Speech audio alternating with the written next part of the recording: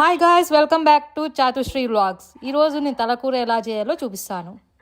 Normal వాటర్తో తలకూరను అంతా clean చేయాలి. ఆ తర్వాత మనము బ్రెయిన్ తీసి పక్కన పెట్టాలి. అండ్ తర్వాత రాళ్ళు ఉప్పు తీసుకొని నీట్గా క్లీన్ చేయాలి. ఎందుకు ఇన్నిసార్లు క్లీన్ చేయాలి అంటే మనకి బ్యాడ్ స్మెల్ రాకోకుండా ఉండడానికి. అండ్ లాస్ట్లో కొంచెం పసుపు వేసుకొని అంతా క్లీన్ చేసి పక్కన పెట్టుకోవాలి. స్టవ్ మీద కుక్కర్ పెట్టుకొని 3 to 4 spoons of oil add చేయాలి. యాడ్ చేసినాక ఆయిల్ బాగా వేడయ్యేంత వరకు మనం వెయిట్ చేయాలి.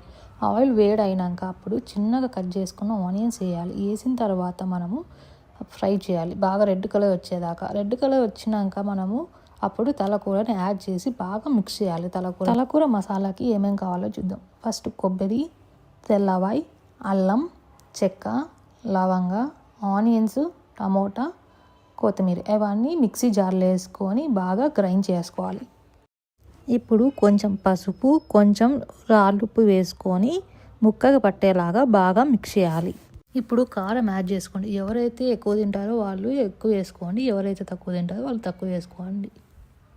ఇప్పుడు మసాలా వేసి కొన్ని వాటర్ పోసుకొని పచ్చి వాసన పోయేంత వరకు బాగా మిక్స్ చేయాలి అంతా.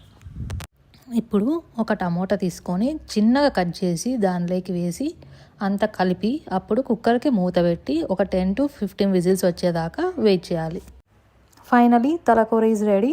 మీకు నచ్చినట్టయితే please like, share and subscribe to Chatushri vlogs.